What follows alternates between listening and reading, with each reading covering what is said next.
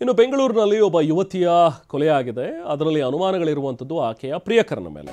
ಪ್ರಿಯಕರನೇ ಬಹುಶಃ ಈ ಪ್ರೇಯಸಿಯನ್ನು ಹತ್ಯೆ ಮಾಡಿದ್ದಾನಾ ಅನ್ನುವಂಥದ್ರ ಬಗ್ಗೆ ಪ್ರಶ್ನೆಗಳು ಈಗ ಮೂಡ್ತಾ ಇದೆ. ಜನವರಿ 1ನೇ ತಾರೀಕು ನಡೆದಿದ್ದಂಥ ಸಾವಿನ ಸೀಕ್ರೆಟ್ ಈಗ ಸದ್ಯಕ್ಕೆ ರಿವೀಲ್ ಆಗ್ತಾ ಇದೆ. ಬೇರೆ ಬೇರೆ ಮದುವೆಯಾಗಿ ವಿಚ್ಛೇದನವಾಗಿದ್ದಂಥ ಇಬ್ಬರೂ ಕೂಡ ಡಿವೋರ್ಸ್ ಬಳಿಕ ಈಕೆ ಇನ್ನೊಬ್ಬನನ್ನ ಪ್ರೀತಿಸ್ತಾ ಇದ್ದರು.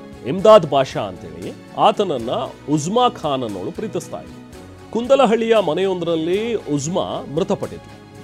ವಿಷ ಸೇವಿಸಿ ಅಸ್ವಸ್ಥಳಾಗಿದ್ದಂಥ ಅದೇ ಟೈಮ್ನಲ್ಲಿ ವಿಷ ಸೇವಿಸಿ ಇಮ್ದಾದ್ ಬಾಷಾ ಕೂಡ ಅಸ್ವಸ್ಥನಾಗಿದ್ದ. ಸೊ ಇಬ್ರು ವಿಷ ಸೇವಿಸಿರೋದಾಗಿ ಇಮ್ದಾದ್ ಆಮೇಲೆ ಹೇಳಿಕೆ ಕೊಡ್ತಾನೆ, ನಾವಿಬ್ರು ಕೂಡ ಒಟ್ಟಿಗೆ ವಿಷ ಸೇವಿಸಿದ್ವಿ ಅಂತೇಳಿ. ಆಗ ಅಸಹಜ ಸಾವು ಅಂತ ಹೇಳಿ ಕೇಸ್ ದಾಖಲಿಸಿಕೊಂಡು ಪೊಲೀಸರು ತನಿಖೆಯನ್ನು ನಡೆಸ್ತಾ ಇದ್ರು. ಆ ವಿಷ ಸೇವಿಸಿದ್ರಲ್ಲಿ ಒಬ್ಳು ಉಜ್ಮಾ ಖಾನ್ ಮೃತಪಟ್ಟಿದ್ಲು.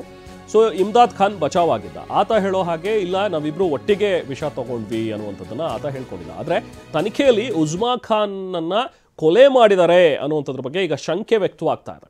ಪೊಲೀಸರು ಪ್ರಾಥಮಿಕ ತನಿಖೆ ಮಾಡಿದಾಗ ಗೊತ್ತಾಗಿರುವಂಥದ್ದು ಇದು ಮೇಲ್ನೋಟಕ್ಕೆ ನೋಡ್ತಾ ಇರೋ ಹಾಗೆ ವಿಷ ಸೇವಿಸಿ ಆತ್ಮಹತ್ಯೆ ಮಾಡ್ಕೊಂಡಿರುವಂಥದ್ದಲ್ಲ, ಬದಲಾಗಿ ಈಕೆನ ಕೊಲೆ ಮಾಡಿದ್ದಾರೆ ಅನ್ನುವಂಥದ್ರ ಬಗ್ಗೆ ಈಗ ಅನುಮಾನ ಇದೆ. ಸೊ ಹಾಗಾಗಿ ಬಹುಶಃ ಉಜ್ಮಾಗೆ ಇನ್ನೊಂದು ಮದುವೆ ಆಗಿತ್ತು ಅನ್ನುವಂಥ ಒಂದು ವಿಚಾರ ತಿಳಿದು ಈ ಪ್ರಿಯಕರನೇ ಏನಾದರೂ ಕೊಲೆ ಮಾಡಿದಾನ ಇಮ್ದಾದ್ ಬಾಷಾ ಅನ್ನುವಂಥದ್ರ ಬಗ್ಗೆನೂ ಕೂಡ ಈಗ ಅನುಮಾನಗಳು ಪೊಲೀಸರು ವ್ಯಕ್ತಪಡಿಸ್ತಾ ಇದ್ದಾರೆ.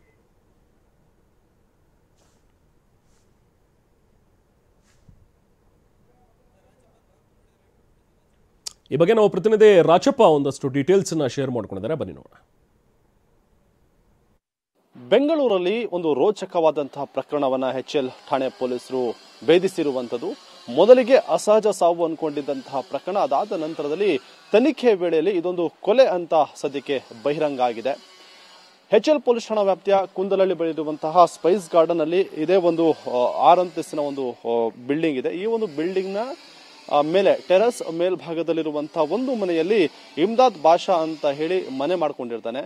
ಆತ ಮದುವೆಯಾಗಿದ್ದು ಮುಂಬೈನಲ್ಲಿ ವಾಸ ಇರ್ತಾನೆ. ಪತ್ನಿಗೆ ಡಿವೋರ್ಸ್ ಅನ್ನ ನೀಡಿ ಇಲ್ಲಿಗೆ ಬಂದು ವಾಸವನ್ನ ಇರ್ತಾರೆ. ಇದರ ಜೊತೆಗೆ ಆಕೆಯ ಸಂಬಂಧಿಯಾದಂತಹ ಉಜ್ಮಾ ಖಾನ್ ಎಂಬಾಕೆ ಕೂಡ ಗಂಡನನ್ನ ಬಿಟ್ಟಿರ್ತಾಳೆ. ಇವರಿಬ್ರು ಕೂಡ ಮೊದಲಿಗೆ ಅಂದ್ರೆ ಮದುವೆಗಿಂತ ಮುಂಚೆ ಪ್ರೀತಿ ಮಾಡ್ತಾ ಇದ್ರು. ಅದಾದ ನಂತರದಲ್ಲಿ ಕುಟುಂಬಸ್ಥರು ಒಪ್ಪದೇ ಇದ್ದಂತಹ ಸಂದರ್ಭದಲ್ಲಿ ಬೇರೆ ಬೇರೆ ಮದುವೆಯಾಗಿ ಬೇರೆ ಬೇರೆ ಕಡೆ ವಾಸ ಮಾಡ್ತಿದ್ರು. ಅದಾದ ಬಳಿಕ ಇಬ್ರು ಕೂಡ ಡಿವೋರ್ಸ್ ಅನ್ನ ಕೊಟ್ಟ ಬಳಿಕವಾಗಿ ಆತ ಇಮ್ದಾದ್ ಬಾಷಾ ಬೆಂಗಳೂರಿಗೆ ಕೆಲಸ ಆರಿಸ್ಕೊಂಡು ಬರ್ತಾನೆ. ಇದಾದ ನಂತರದಲ್ಲಿ ಇದೇ ಒಂದು ಬಿಲ್ಡಿಂಗ್ ನ ಮೇಲ್ಭಾಗದಲ್ಲಿ 6ನೇ ಮಹಡಿಯಲ್ಲಿ ಒಂದು ಮನೆಯನ್ನ ಪಡ್ಕೊಂಡಿರ್ತಾನೆ. ಈ ಮನೆಗೆ ಆಗಾಗ ಉಜ್ಮಾ ಖಾನ್ ಬಂದು ಹೋಗಿರ್ತಾಳೆ. ಅದೇ ರೀತಿಯಾಗಿ ಡಿಸೆಂಬರ್ 31ರ ರಾತ್ರಿ ಸುಮಾರು 9:30ಕ್ಕೆ ಬರುವಂತಹ ಉಜ್ಮಾ ಖಾನ್ ಇದೇ ಮನೆಯಲ್ಲಿ ಸಾವನ್ನಪ್ತಾಳೆ. ಅಂದ್ರೆ ಇಮ್ದಾದ್ ಬಾಷಾ ತಮ್ಮ ಸಂಬಂಧಿಕರಿಗೆಲ್ಲರಿಗೂ ಕೂಡ 1ನೇ ತಾರೀಕು ಮಧ್ಯಾಹ್ನ 12:30ಕ್ಕೆ ನಾವಿಬ್ರು ಕೂಡ ಸಾಯ್ತಾ ಇದೀವಿ ಅಂತ ಹೇಳಿ ಮೆಸೇಜ್ ಮಾಡ್ತಾನೆ.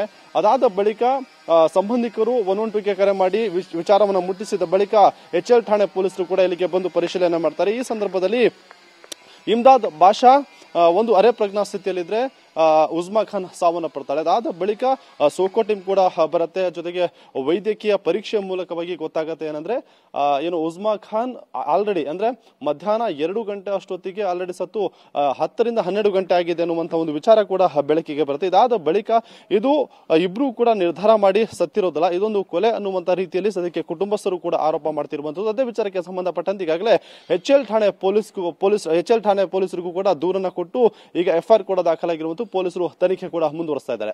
ಕ್ಯಾಮರಾ ಪರ್ಸನ್ ರಮೇಶ್ ಜೊತೆ ರಾಚಪ್ಪ ಜಿನಾಯಕ್, TV9 ಬೆಂಗಳೂರು.